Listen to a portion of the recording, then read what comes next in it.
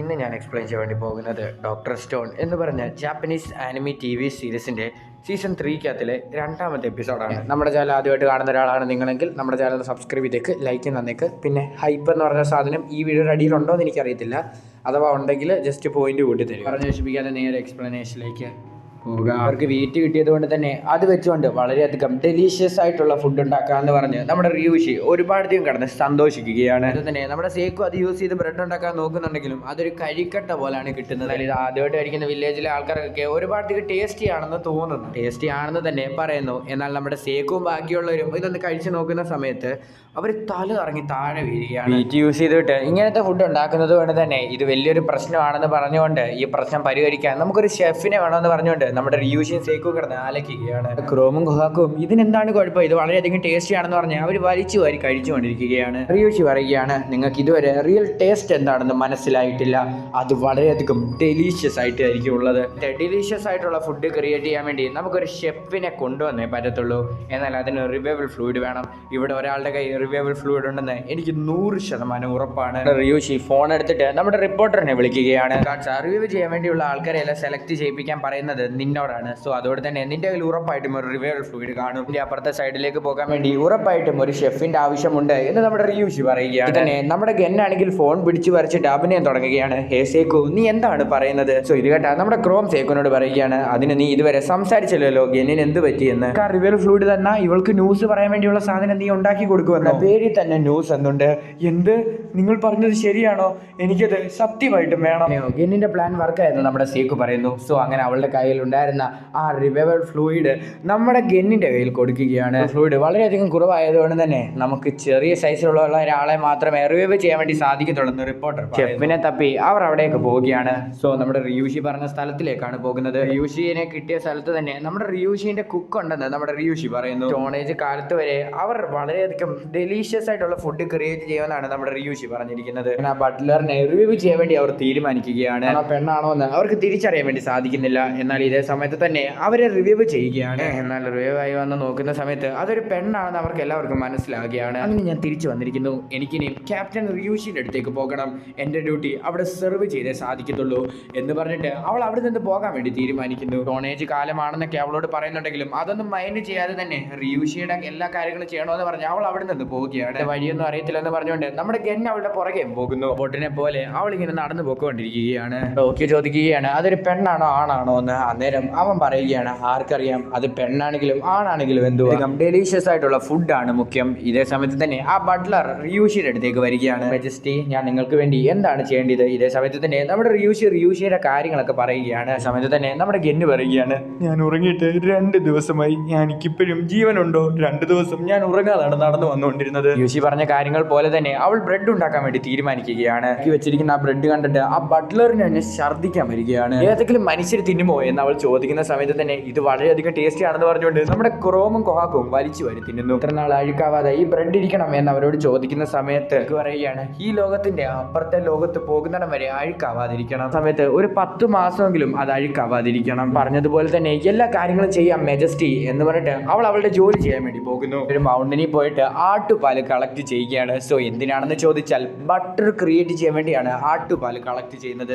ഫ്രൂട്ട്സും നട്ട്സും ഒക്കെ ആൽക്കഹോളിൽ മുക്കി ഇതിൽ മിക്സ് ചെയ്യാൻ വേണ്ടി വെച്ചിരിക്കുന്നു. കാലങ്ങൾ അഴുക്കാവാതിരിക്കാൻ വേണ്ടിയുള്ള സീക്രട്ട് നമ്മുടെ സേക്കുവിന് മനസ്സിലാവുകയാണ്. ഡ്രൈ ഫ്രൂട്ട്സിൽ ആൽക്കഹോൾ മിക്സ് ചെയ്യുന്ന സമയത്ത് അതിൻ്റെ അകത്തുള്ള വെള്ളം മൊത്തം അത് വലിച്ചെടുക്കും.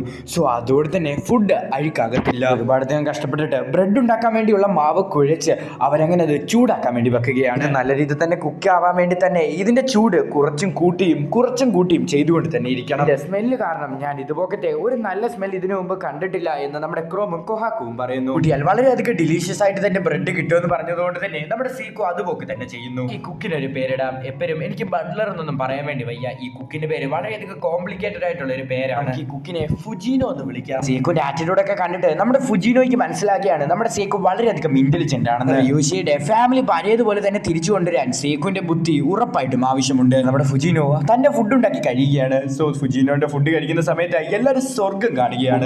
1000 വർഷങ്ങൾക്ക് ശേഷമാണ് വളരെയധികം ഡിലീഷ്യസ് ആയിട്ടുള്ള ഒരു ഫുഡ് കഴിക്കുന്നത്. റിയൂഷിക്കും പ്രത്യേകിച്ച് എടുത്തു പറയണ്ടായല്ലോ, നമ്മുടെ സേഹുനും വളരെയധികം നല്ല രീതിയിൽ തന്നെ ആ ഫുഡ് അങ്ങ് ഇഷ്ടപ്പെടുകയാണ്. നമ്മുടെ ക്രോമിന് ഇപ്പോഴാണ് മനസ്സിലാകുന്നത് ശരിക്കുള്ള ഫുഡിന്റെ ടേസ്റ്റ് ഇതാണെന്ന്. നമ്മുടെ ക്രോമിനും ഒരുപാടധികം സന്തോഷം വരികയാണ്. കുറച്ച് മാവെടുത്തിട്ട് അതിലേക്ക് വെള്ളം ഒഴിക്കണം, എന്നിട്ട് അത് നല്ല രീതിയിൽ തന്നെ ഷെയ്ക്ക് ചെയ്യണം. ഈസ്റ്റ് ഇടണ്ടായോ എന്ന് നമ്മുടെ ഗെന്നി ചോദിക്കുന്ന സമയത്ത് ഇത് ഔട്ട്ഡോറിൽ ഉണ്ടാക്കുന്നത് കൊണ്ട് തന്നെ ഈ എയറിൽ തന്നെ ഉണ്ട് ഈസ്റ്റ് എന്ന് നമ്മുടെ സേക്കു പറയുന്നു. നമ്മുടെ ഫുജിനോന്റെ കുക്കിംഗ് ലേണിംഗ് ക്ലാസ് അവിടെ വെച്ച് സ്റ്റാർട്ട് ആകുകയാണ്. ആവശ്യത്തിന് സാൾട്ടും ഷുഗറും ഇതിലേക്ക് ആഡ് ചെയ്യണം. എന്നിട്ട് അത് വീണ്ടും നല്ല രീതിയിൽ തന്നെ ഷെയ്ക്ക് ചെയ്തിട്ട് ഒരു തുണിക്കകത്തിൽ 1 മിനിറ്റ് അടച്ചു വെക്കണം. വീണ്ടും അതെടുത്തിട്ട് ഓവനിൽ വെച്ച് നല്ല രീതിയിൽ തന്നെ ഹീറ്റ് ചെയ്യണം. അന്നേരം ബ്രെഡ് റെഡി.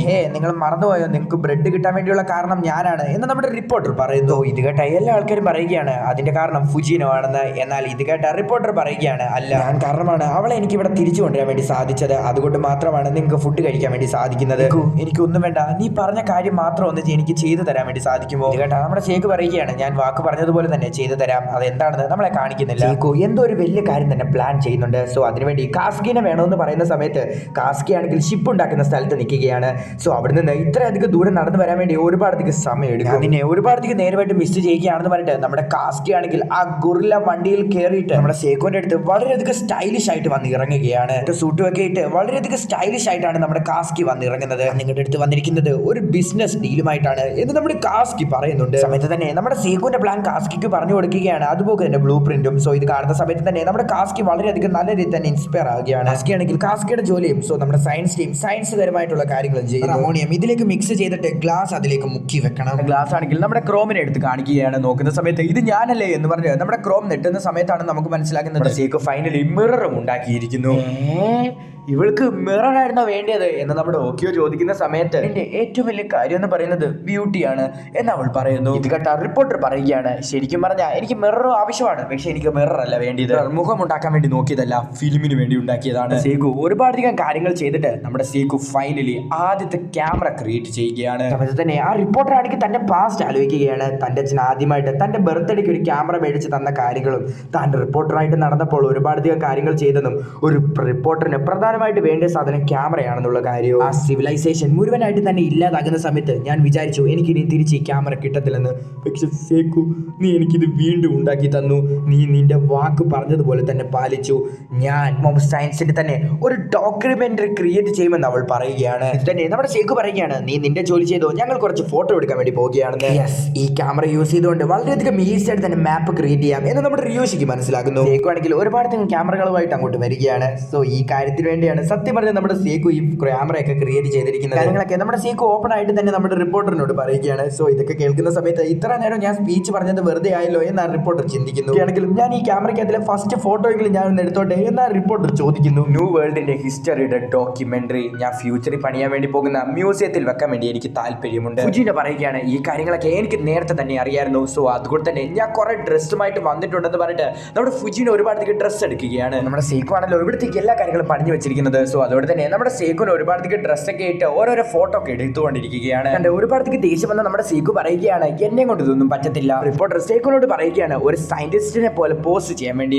ഇതേ സമയത്ത് തന്നെ നമ്മുടെ സേക്കു അത് ചെയ്യുന്നു. സേക്കു ആണെങ്കിൽ എയർ ബലൂണിൽ കയറി ആകാശത്ത് പറഞ്ഞിട്ട് ഒരുപാടധികം ഫോട്ടോസ് അവിടെ വെച്ച് എടുക്കുകയാണ്. ക്യാമറയൊന്നുമില്ല, അതുകൊണ്ട് തന്നെ ഇത് ചെറുതായിട്ട് തന്നെ ഷെയ്ക്ക് ആകും. സോ ചെറിയ മിസ്റ്റേക്സ് ഒക്കെ വരും എന്ന് നമ്മുടെ സേക്കു പറയുന്നുണ്ട്. സേക്കു ഒരുപാടധികം ഫോട്ടോസ് പകർത്തുകയാണ്. മെർക്കുറിയിലേക്ക് സൾഫർ ആൻഡ് ഗ്ലൂം കൂടെ മിക്സ് ചെയ്തിട്ട് അതിലേക്ക് ഫോട്ടോ വെക്കുകയാണ്. അത് നമ്മുടെ സേക്കുവിന്റെ ഫോട്ടോ ആയിരുന്നു. നമ്മുടെ സേക്കുവിന്റെ പോസ്റ്റ് കണ്ടോ? പോസ്റ്റിനെ കുറിച്ച് മോഡേൺ ഏജിലുള്ള ആൾക്കാർക്ക് അറിയായിരിക്കും. ഇതാണ് ആൽബർട്ട് ഐൻസ്റ്റീൻ. ഫൈനലി ഫോട്ടോഗ്രാഫി റെഡിയാക്കുകയാണ്. സോ അവിടെ വെച്ച് ഈ എപ്പിസോഡ് അവസാനിക്കുന്നു. കാര്യങ്ങള് ഞാൻ നിങ്ങൾക്ക് ചെറുതാക്കി പറഞ്ഞുതരാം. നമ്മുടെ റിപ്പോർട്ടറിന്റെ പേര് മിയ എന്നാണ്. സോ ഇനി തൊട്ടുള്ള എപ്പിസോഡിൽ ഞാൻ റിപ്പോർട്ടർ എന്നല്ലായിരിക്കും പറയുന്നത്, പകരം മിയ എന്നായിരിക്കും. കാര്യം ഞാൻ നിങ്ങൾ മറന്നുപോയെന്ന് വിചാരിച്ചുകൊണ്ടാണ് ഒന്നും കൂടെ എടുത്ത് പറയാൻ വേണ്ടി പോകുന്നത്. സോ നമ്മുടെ സേക്കും ബാക്കിയുള്ളവരും ഈ മാപ്പൊക്കെ വരയ്ക്കുന്നത് ഓയിൽ കണ്ടുപിടിക്കാനാണ്. സോ ഓയിൽ എന്തിനാണ് കണ്ടുപിടിക്കുന്നതെന്ന് ചോദിച്ചാൽ അവർക്ക് ഷിപ്പ് ഓടിക്കണമെങ്കിൽ ഓയിൽ ആവശ്യമാണ്.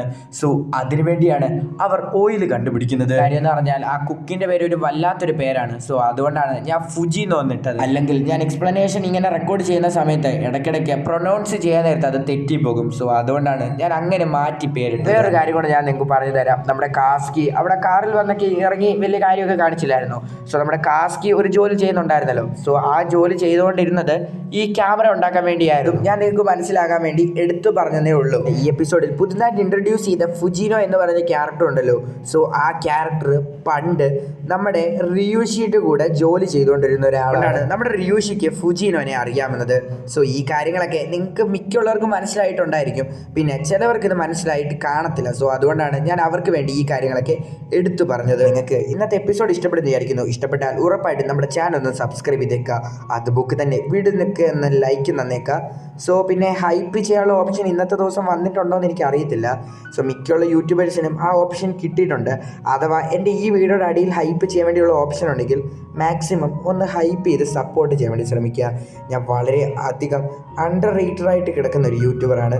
സോ മാക്സിമം സപ്പോർട്ട് ചെയ്ത് എന്നെ ഒന്ന് ഓവർ റേറ്റഡ് ആക്കാൻ വേണ്ടി ശ്രമിക്കുക. ഞാനൊരു ഗെയിം പ്ലേ ചാനൽ തുടങ്ങുന്ന കാര്യം പറഞ്ഞിട്ടുണ്ടായിരുന്നു. സോ അത് ഞാൻ ഉടനെ തന്നെ ക്രിയേറ്റ് ചെയ്യുന്നതായിരിക്കും, ഉടനെ തന്നെ.